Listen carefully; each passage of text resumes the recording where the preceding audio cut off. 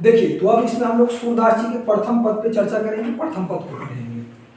मैंने इससे पहले वाला वीडियो में आपको कवि का सूरदास जी का परिचय दिया था, और ये जो प्रथम पद में आपको बताया था, दोनों पद किस किताब से लिया गया है? तो सूरसागर से लिया गया है। किस किताब से लिया गया है? सूरसागर से।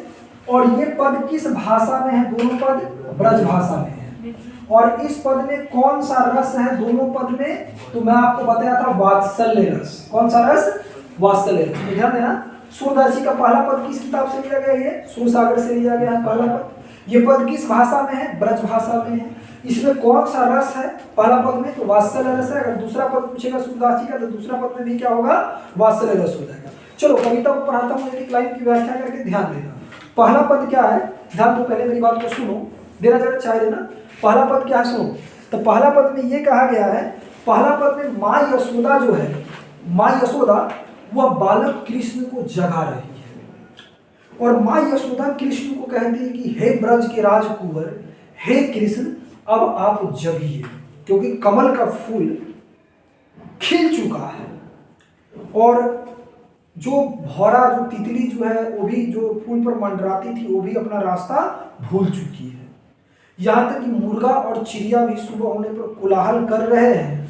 गाय भी अपने बाड़ा में आवाज कर रही है, अपने बछड़ों को दूध पिलाने के लिए उसकी तरफ दौड़ रही है।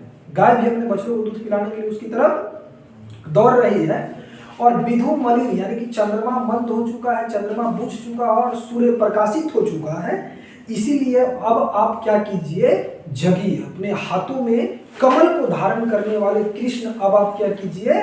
जगिए। तो प्रथम पद में क्या है? माँ यशोदा के द्वारा कृष्ण को जगाने का वर्णन है। बड़ा ही सुंदर चित्रण है। तो चलो मैं पढ़ाता हूँ, ये पद पहले जान जाओ कि पद सूरसागर से लिया गया और ब्रज भाषा में रचित है, और पद में वात्सल्य रस का वर्णन है। चलिए ठीक है, मैं पढ़ाता हूँ पद, देखिए।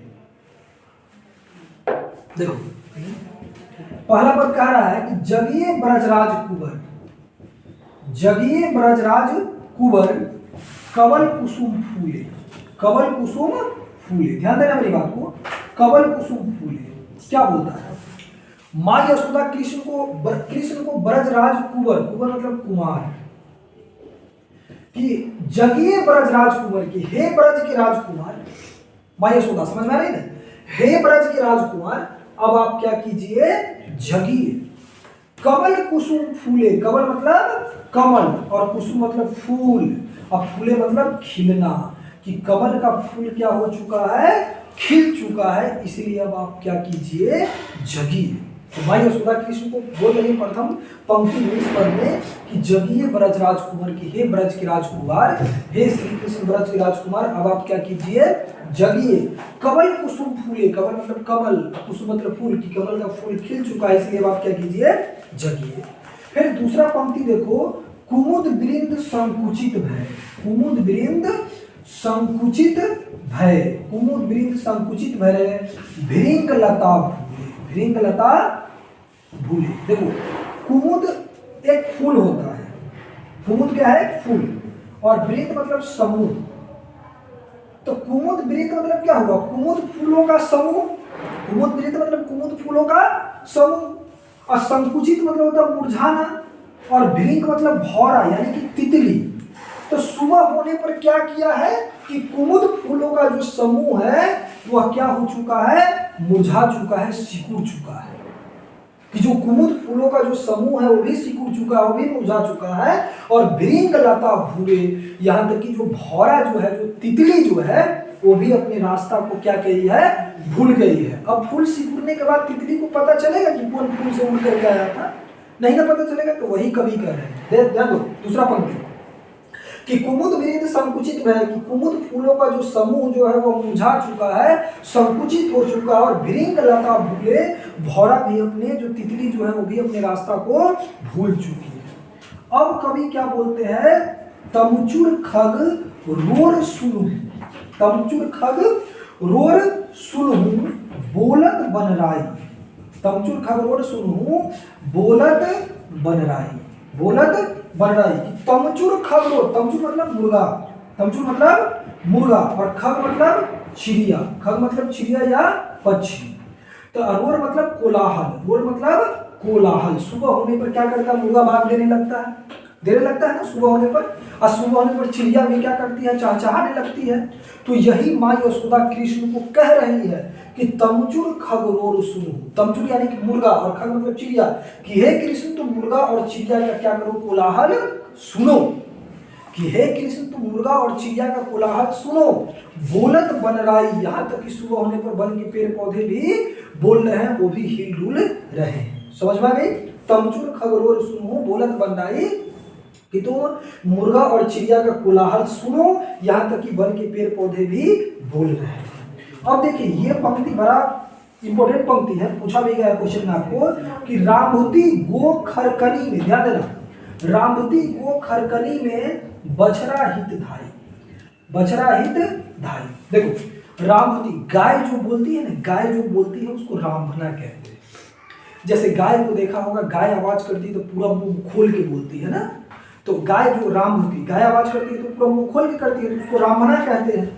अब खरकनी मतलब क्या होता है, बारह, बारह खरकनी मतलब बारह होता है गांव घर में जहां पर गाय को बांधा जाता है, रात में गाय को बांधते हैं ना, तो बारह होता है।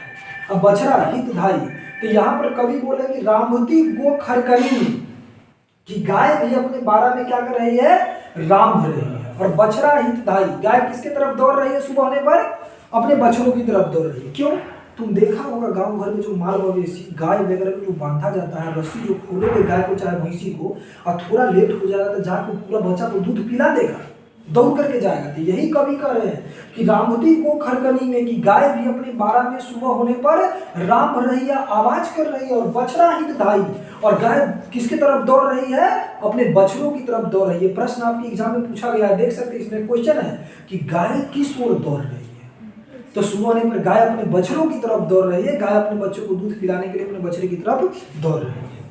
अब देखिए आगे कवि क्या बोलते हैं कि विधु मलिन रवि प्रकाशा गावत नर नारी। ध्यान दो, विधु मलिन, सुनो, विधु मलिन रवि प्रकाशा, विधु मलिन रवि प्रकाशा गावत नर नारी, गावत नर नारी। विधु मतलब होता है चंद्रमा, विधु मतलब चंद्रमा, मलिन मतलब बुझ जाना, मंद पड़ जाना, अब प्रकाशा मतलब प्रकाशित होना। तो सुबह होने पर क्या करता है, सुबह होने पर चंद्रमा की प्रकाश रहती है, सुबह होने पर चंद्रमा का प्रकाश मंद हो जाता है, सुबह होने पर चंद्रमा का प्रकाश बुझ जाता है और सूर्य प्रकाशित हो जाता है। तो यहाँ पर कह रहा है कि विधु मलिन यानी कि चंद्रमा का प्रकाश बुझ चुका, मलिन हो चुका है, और रवि प्रकाशा, और कौन प्रकाशित हो गया है, सूर्य, सूर्य प्रकाशित हो चुका है। और गावत नर नारी, जितने भी स्त्री और पुरुष है वो मतलब क्या कर रहे हैं, सूर्य की रोशनी में गा रहे हैं। तो विधु मलिन रवि प्रकाशा, की सुबह में चंद्रमा मलिन हो चुका, रवि प्रकाशित, सूर्य प्रकाशित हो चुका है, और स्त्री और पुरुष गा रहे हैं। सूर्य श्याम प्रातः उठो, सूर्य श्याम प्रातः उठो, सूर्य श्याम प्रातः उठो, अंबुज कर धारी, अंबुज कर धारी, अंबुज कर धारी। कि सूर्य श्याम प्रातः उठो, श्याम मतलब कृष्ण की, हे सूर्यदास जी के कृष्ण, प्रातः मतलब सवेरे, जल्दी, कि आप जल्दी उठिए। और अंबुज मतलब होता है कमल, कर मतलब हाथ, कि अपने हाथों में कमल को, अंबुज करधारी मतलब कमल को धारण करने वाला, कर मतलब हाथ, कि अपने हाथों में कमल को धारण करने वाला कृष्ण, अब आप क्या कीजिए, सवेरे उठिए। तो यहाँ पर कहें सूर्य श्याम प्रातः उठो, कि हे सूर्यदास जी के कृष्ण आप श्याम क्या कीजिए, आप प्रातः आप जल्दी उठिए, अंबुज करधारी अपने हाथों में कमल को धारण करने वाले कृष्ण, अब आप क्या कीजिए, जल्दी उठिए। अब तुम बना करके देखो क्वेश्चन आंसर इसका कैसे कैसे नहीं बनता है। एक बार पद को पहले देख लो, रिवीजन कर लो, फिर बनाओ। देखो, जगिए ब्रजराज कुंवर कमल कुसुम फूले। माँ यशोदा बोले कि हे ब्रज के राजकुमार, अब आपके एक चीज जगिए, क्योंकि कमल का फूल खिल चुका है। कुमुद गिरिंद संकुचित महल, की कुमुद फूलों का समूह सिकुड़ चुका है, मुरझा चुका, और भिरिंग लता भूले, और तितली भी, भौरा भी अपना रास्ता भूल चुकी है। तमचुर खगरोर सुनो, कि तुम चिड़िया और मुर्गा का कोलाहल सुनो, बोलत बन रहा है, कि बन के पेड़ पौधे भी बोल रहे हैं। रामभूति गो खरकनी में बछड़ा हित धाई, कि गाय भी अपने बारे में राम रही है, और बछड़ा हित धाई वो अपने बच्चे की तरफ दौड़ रही है। विधु मलिन रवि प्रकाशा, की चंद्रमा जो है जो मलिन हो चुका, बुझ चुका, और रवि प्रकाशा सूर्य प्रकाशित हो गया है। गावत नर नारी, स्त्री पुरुष दोनों गा रहे हैं। सूर्य श्याम प्रातः उठो, अंबुज कर धारी, की है अपने हाथों में कमल को धारण करने वाले कृष्ण, अब आप क्या कीजिए, जल्दी से उठिए। देखिए अब प्रश्न उत्तर बनाइए, पूरा बनेगा, पहला पद का। कि प्रथम पद में किस रस की व्यंजना है तो वात्सल्य रस। अगर दूसरा पद भी पूछे किस रस की व्यंजना है तो वात्सल्य रस। गाय किस ओर दौड़ रही है, तभी बोला हूं कि गाय अपने बछड़ों की ओर दौड़ रही है, बछड़ों को दूध पिलाने के लिए। प्रथम पद का भावार्थ लिखना है तो आप आराम से प्रथम पद का भावार्थ लिख सकते हैं। तो क्या ये पद आपको समझ में आ गया, पहला पद। चलिए दूसरा पद आपको दूसरा दिन पढ़ाऊंगा, है ना।